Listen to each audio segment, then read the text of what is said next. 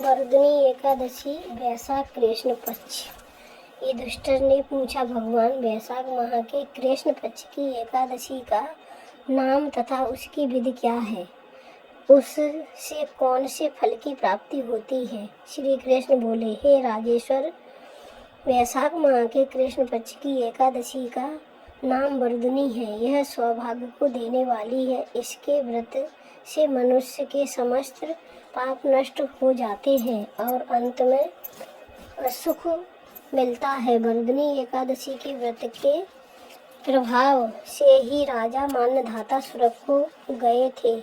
वर्धनी एकादशी के व्रत का फल 10,000 वर्ष तपस्या करने के फल के बराबर है। कुरुक्षेत्र में सूर्य ग्रहण के समय जो एक बार स्वर्ण दान करने से फल मिलता है, वही फल वर्धनी एकादशी के व्रत के करने से मिलता है। वर्धनी एकादशी के व्रत से मनुष्य इस लोक और परलोक दोनों में सुख प्राप्त करता है और अंत में स्वर्ग हो जाता है।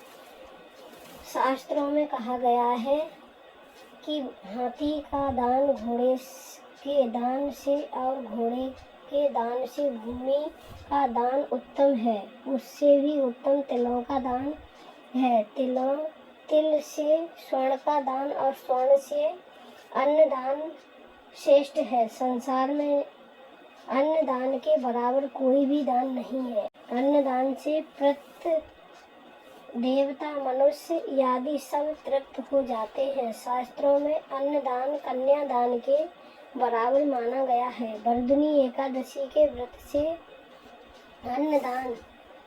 अन्न तथा कन्यादान का फल मिलता है। जो मनुष्य लोभ के वश में होकर कन्या का धन ले लेते हैं, वे प्रलय के अंत तक नरक में पड़े रहते हैं या उनको अगले जन्म में बिलाव का जन्म ग्रहण करना पड़ता है। जो मनुष्य प्रेम से एवं धन सहित कन्या दान करते हैं, उनके गुण को चित्रगुप्त भी लिखने में असमर्थ हो जाते हैं। जो मनुष्य इस वर्धनी एकादशी का व्रत करते हैं, उनको कन्यादान का फल मिलता है।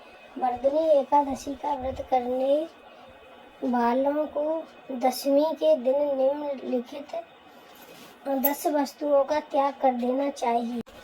1 कांसे के बर्तनों में भोजन करना। 2 मांस। 3 मसूर की दाल। 4 चना। 5 कोदो। 6 कांस। 7 मधु शहद। 8 दूसरे का अन्न। 9 दूसरी बार भोजन करना। 10 स्त्री के साथ या अन्य किसी के साथ मैथुन करना।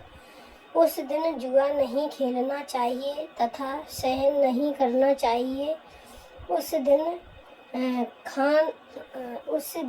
पान खाना, दातून करना, दूसरे की निंदा करना और पापियों के साथ बातचीत करना भी नहीं करनी चाहिए। उस दिन क्रोध, मिथ्या भाषण का त्याग कर देना चाहिए।